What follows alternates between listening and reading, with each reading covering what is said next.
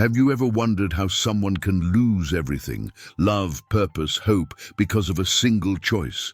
The story of Michal, daughter of Saul, is one of the most tragic and silent in the Bible. She loved a king. She risked everything for him. But she ended up completely alone. And the reason? A silent enemy that lives within each of us. Pride. Michal was a princess, wife of the most powerful man in Israel, witness to God's greatest miracles. But something happened, something that transformed love into contempt, closeness into distance, life into emptiness. And the most striking thing, the Bible records her end with a single devastating sentence. Today you will meet the woman who loved a king and ended up alone because of pride.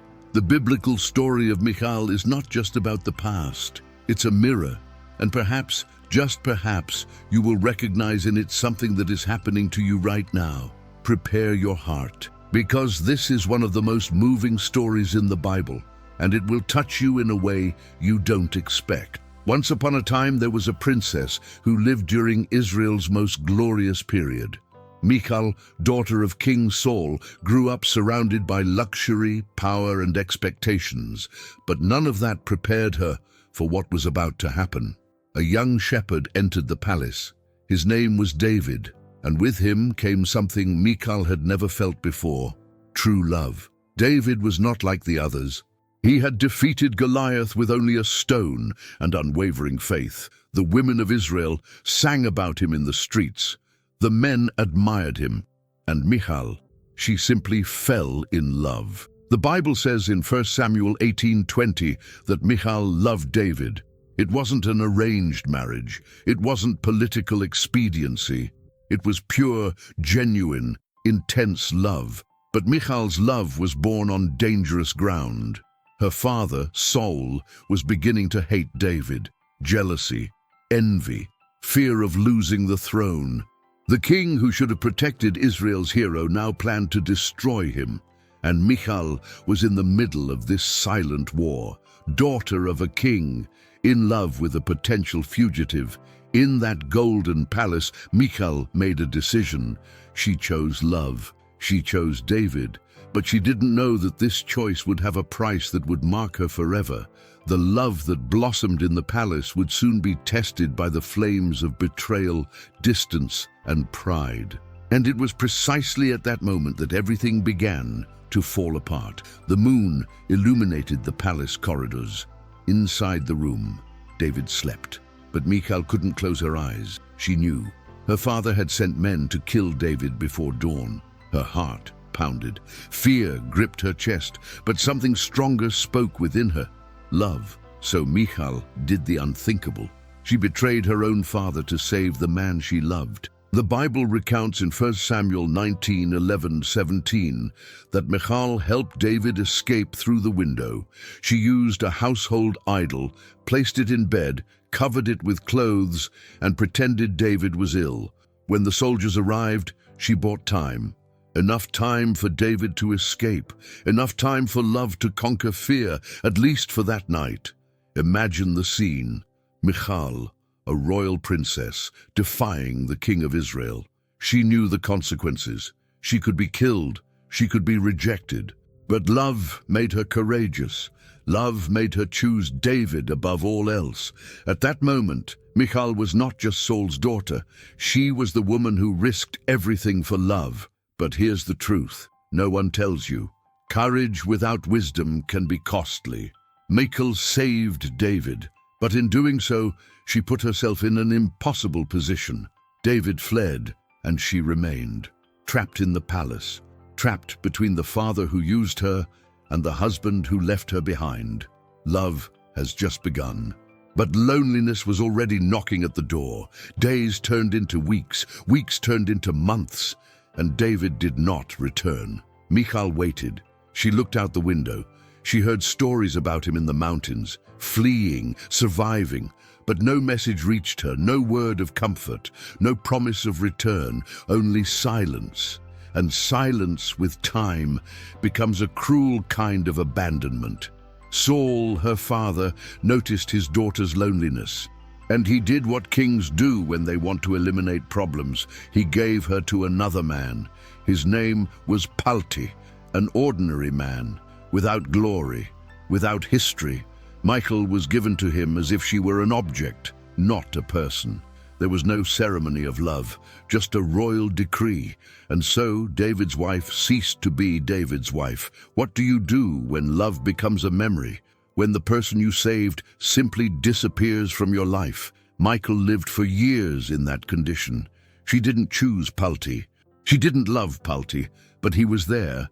And David was far away, building his own destiny, surrounded by other women, other purposes. And Michal, she became a footnote in his story. The love that was once fire was now cold ash. The palace that was home was now a prison. And within Michal's heart, something began to grow. Something dangerous, something we all know well: resentment. Because when love is not reciprocated, when sacrifice is forgotten, the human heart has two choices: to forgive or to harden. And Michal was about to choose. Years later, everything changed. Saul died in battle. David became king.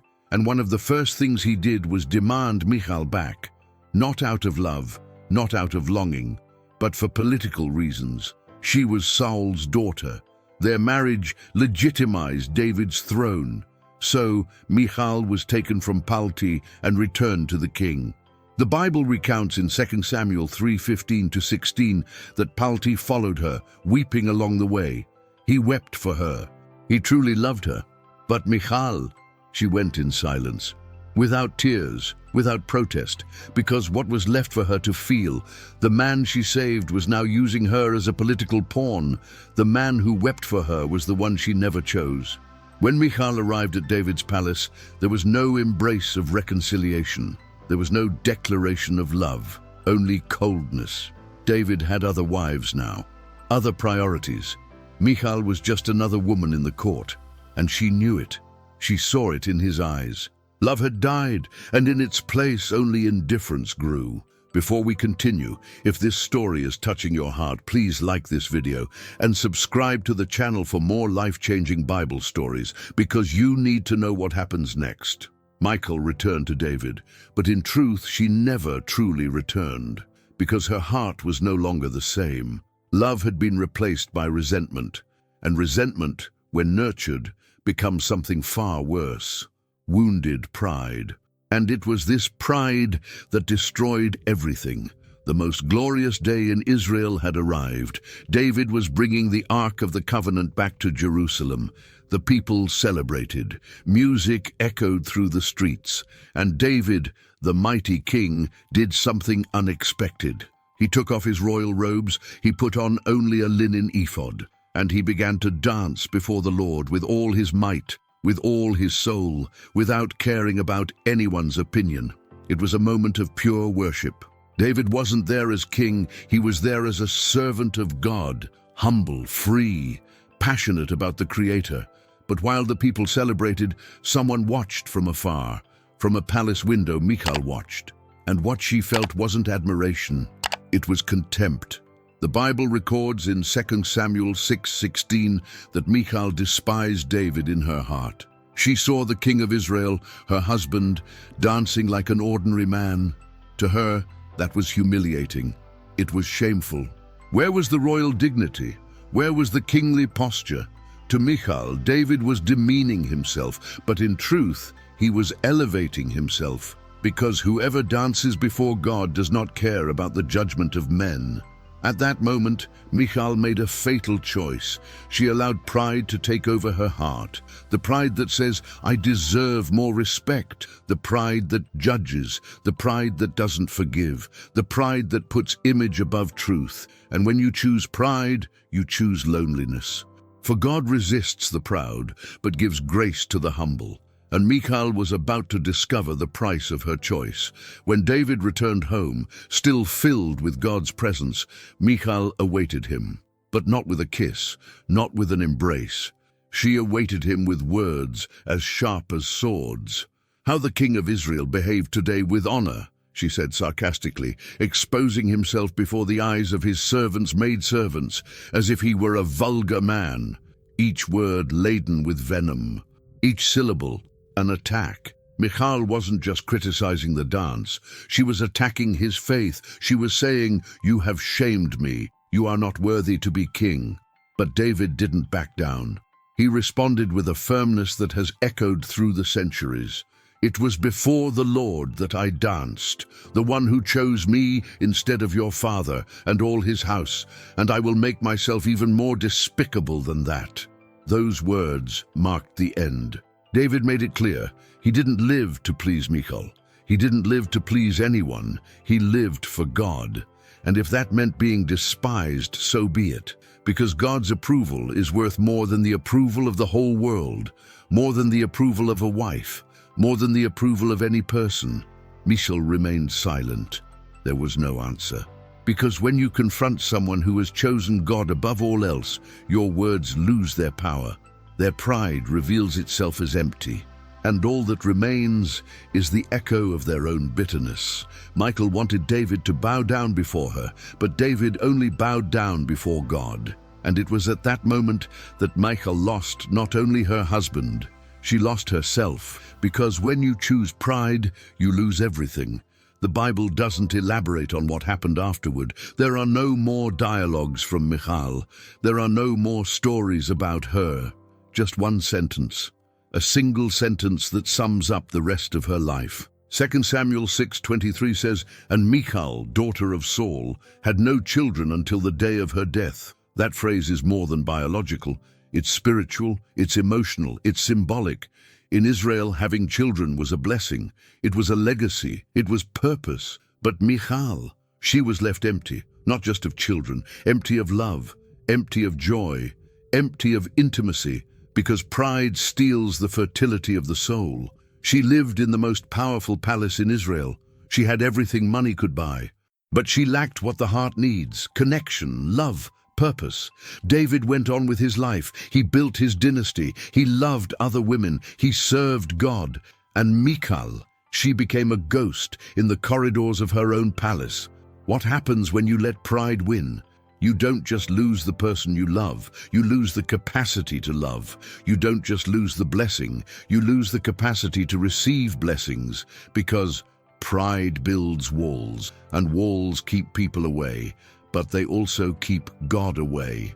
Michal ended up alone, not because David abandoned her, but because she chose pride, and pride always chooses solitude.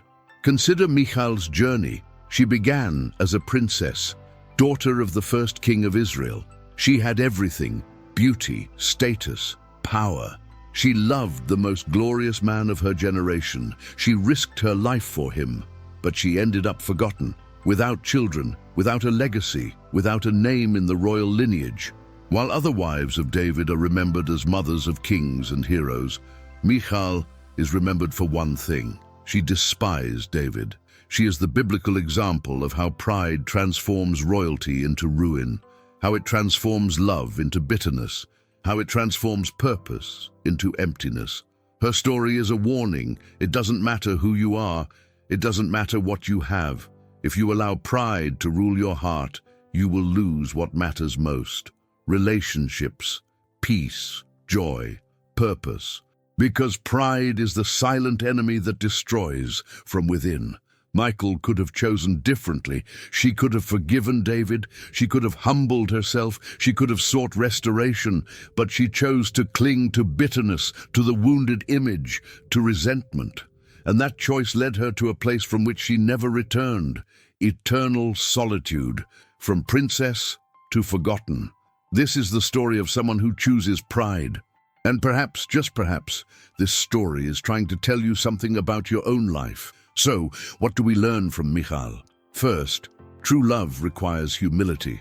Michal loved David, but when tested, she chose pride. And pride kills love, always. Because love gives itself. Pride protects itself. Love forgives.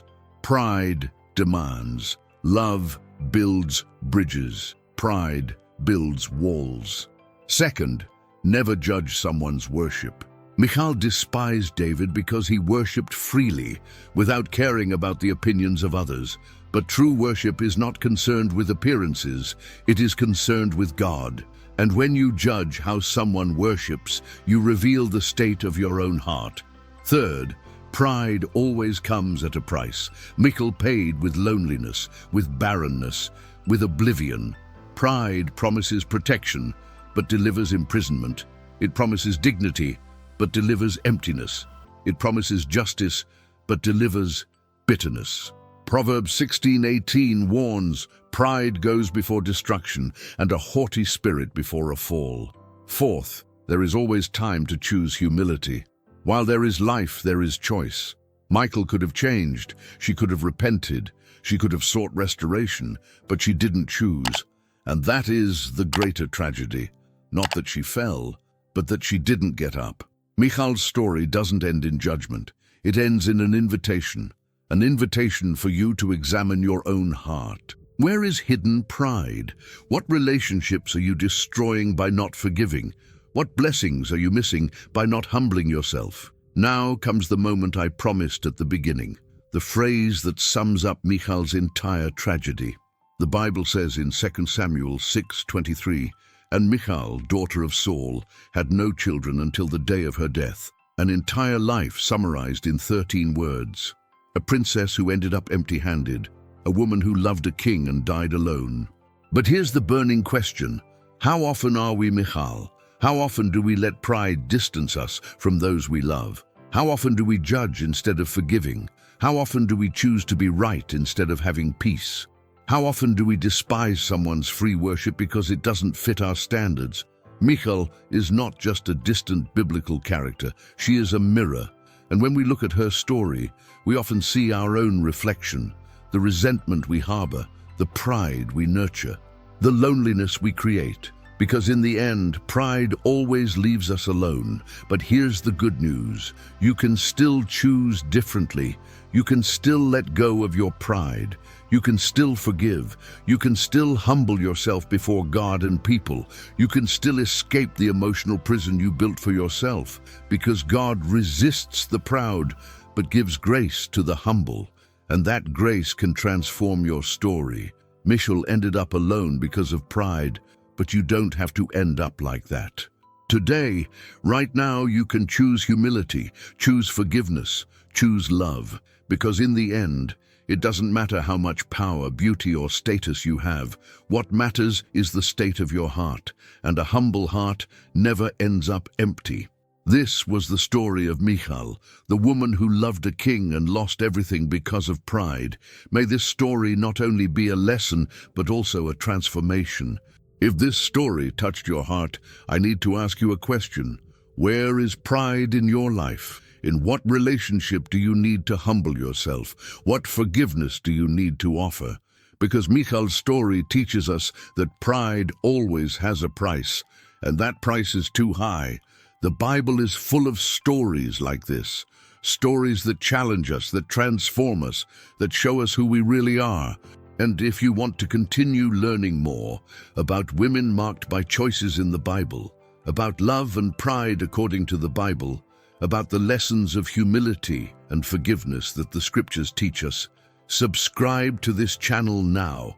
Turn on notifications so you don't miss any videos. Leave a comment below. Which lesson from Michal's life impacted you the most? Share this video with someone who needs to hear this message. Because biblical stories of love and pain like this are not just for knowledge, they are for transformation. May God bless you. May you choose humility, and may you never end up alone because of pride. Until the next video.